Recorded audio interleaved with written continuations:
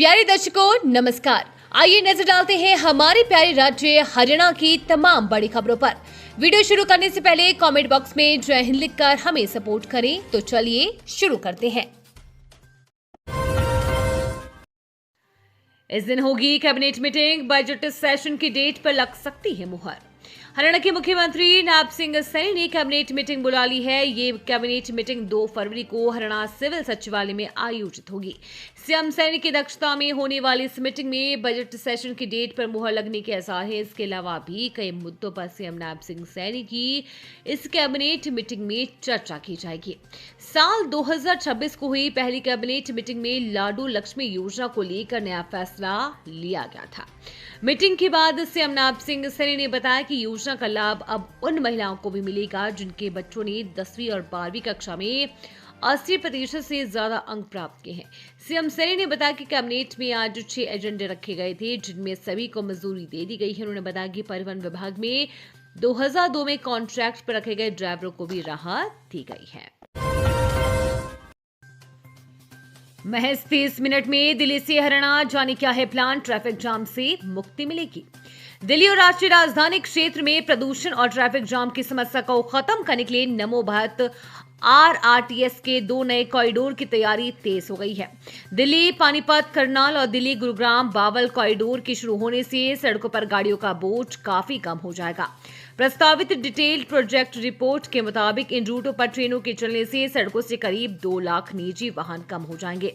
नमो भारत परियोजना के अंतर्गत दिल्ली पानीपत करनाल कॉरिडोर के शुरू होने से दिल्ली और हरियाणा के बीच का सफर बेहद तेज और सुविधाजनक हो जाएगा। 136 किलोमीटर लंबे इस रूट के जरिए दिल्ली से करनाल की दूरी अब महज 90 मिनट में तय की जा सकेगी, जबकि कश्मीरी गेट से मुरथल पहुंचने में सिर्फ 30 मिनट का समय लगेगा। फरीदाबाद में आरबीआई कर्मचारी बनकर 1.90 करोड़ की ठगी। दिल्ली का ज्वेलर गिरफ्तार, ऐसे रचा पूरा खेल। आरबीआई कर्मचारी बनकर जांच के नाम पर 1.90 करोड़ रुपए की ठगी में एक आरोपी को पुलिस ने गिरफ्तार किया है। आरोपी अमित शकूजा दिल्ली के टैगोर गार्डन का रहने वाला है। आरोपी से पूछताछ में सामने आया है कि इसने वीएस ज्वेलर्स के नाम से फर्म का बैंक खाता खुलवाकर आगे ठगों को दिया था। आरोपी की ज्वेलरी की दुकान है। आरोपी के फर्म के खाते में ठगी के 10 लाख रुपए आए थे। पुलिस प्रवक्ता यशपाल सिंह ने बताया कि ठगी के 30 लाख रुपए अलग अलग बैंक खातों में पुलिस टीम होल्ड करा दिए हैं। आरोपी को 3 दिन की रिमांड पर लेकर साइबर क्राइम थाना सेंट्रल की टीम पूछताछ कर रही है। ठगी को लेकर पुलिस को ये शिकायत सेक्टर 29 के रहने वाले व्यक्ति ने दी थी। शिकायत में बताया गया कि 6 दिसंबर को उनके पास एक अनजान नंबर से कॉल आई। कॉल करने वाले ने खुद को एयरटेल हेडक्वार्टर गुरुग्राम का कर्मचारी बताया और कहा कि आपका वाईफाई कनेक्शन काटा जा रहा है। फिर शिकायतकर्ता को व्हाट्सएप कॉल अनजान नंबर से आई। कॉल करने वाले ने खुद को आरबीआई का कर्मचारी बताया। आरोपी ने शिकायतकर्ता को कहा कि आपके खाते में जो एफडी का पैसा है उस पैसे को आरबीआई पोर्टल के अनुसार बताए गए बैंक खातों में जमा कर दो। नदी के प्रदूषण पर केंद्र का सर्जिकल स्ट्राइक। हरियाणा को अल्टीमेटम दी ये वार्निंग। यमुना की हालत सुधारने के लिए केंद्र सरकार ने अब आर पार की लड़ाई का मूड बना लिया है। जल शक्ति मंत्रालय ने हरियाणा उत्तर प्रदेश सरकार को सख्त निर्देश दिए हैं कि वो मुनक और गंगा नहर का पानी डायवर्ट कर यमुना में छोड़े। इसका मकसद नदी के एनवायरमेंटल फ्लो को बढ़ाना और उसे फिर से जिंदा करना है। सिर्फ पानी ही नहीं, अब गंदे नालों और फैक्ट्रियों के कचरे पर भी लगाम लगेगी। इसके लिए एक थर्ड पार्टी कंपनी से ऑडिट कराया जाएगा। एक कंपनी दिल्ली, यूपी और हरियाणा के उन सभी नालों की जांच करेगी जो यमुना में गिरते हैं। सरकार का एक्शन प्लान यमुना को प्रदूषण मुक्त बनाने की दिशा में अब तक का सबसे बड़ा कदम माना जा रहा है। यमुना में जान फूंकने के लिए पानी का बहाव बढ़ाना सबसे जरूरी है। अधिकारियों ने बताया कि अपर गंगा कैनाल के करीब 800 क्यूसेक पानी सीधे वजीराबाद बैराज पर डायवर्ट किया जाएगा। मौसम ने बदला मिजाज। जिस जिले में ओलावृष्टि से सफेद हुई सड़कें, जानिए आने वाले दिनों का हाल। हरियाणा में बदले मौसम ने ठंड को और बढ़ा दिया है।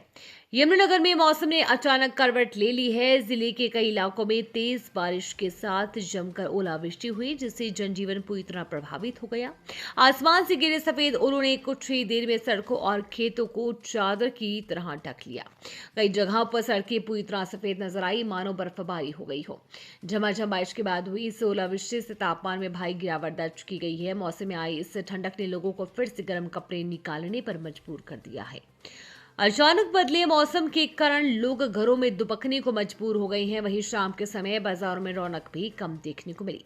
मौसम विभाग के अनुसार आने वाले कुछ दिनों तक मौसम का मिजाज ऐसा ही बना रह सकता है।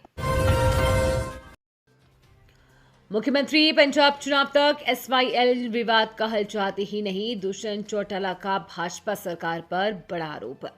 पूर्व उप मुख्यमंत्री दुष्यंत चौटाला ने एसवाईएल मुद्दे को लेकर हरियाणा और पंजाब के मुख्यमंत्री के बीच हुई बैठक को लेकर कहा कि अगर मुख्यमंत्री की निष्ठा होती और मुख्यमंत्री चाहते तो जो बैठक 6 महीने पहले हुई थी उस बैठक में ये मामला निपट जाता। भाजपा पंजाब में होने वाले चुनाव को लेकर ये मामला टालने का काम कर रही है। दुष्यंत चौटाला ने कहा उनकी मंशा साफ है और मंशा के अंदर अगला चुनाव नहीं होता। केंद्र सरकार ने सुप्रीम कोर्ट को निर्देश दे रखे हैं कि इस मामले पर फैसला किया जाए। हरियाणा सरकार कंटेम्प्ट का कोर्ट भी डाल सकती है। वोट की राजनीति के लिए तनाव पैदा करती है बीजेपी, सद्भाव यात्रा के दौरान बोले बिजेंद्र सिंह। यमुनानगर पहुंची सद्भाव यात्रा के दौरान कांग्रेस के वरिष्ठ नेता एवं पूर्व सांसद बिजेंद्र सिंह ने मीडिया से बातचीत की।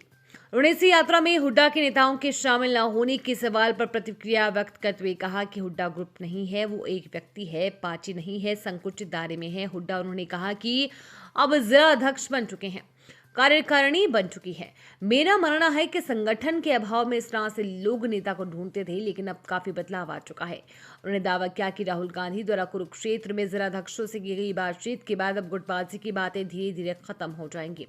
जल्दी ही वो इस यात्रा को लेकर राहुल गांधी से मुलाकात करेंगे और वो इस यात्रा के बीच में आना चाहेंगे। समापन के अवसर पर कांग्रेस नेता ने ये भी कहा कि आरएसएस की विचारधारा इटली के फांसीवाद के उपज है। जिस तरह से ये लोग डंडा घुमाते हैं, टोपी पहनते हैं, सारी ट्रेनिंग वहीं से ले रखी है। ये थी आज की फटाफट खबरें। हम मिलेंगे अगले बुलेटिन में, तब तक के लिए धन्यवाद और जय हिंद।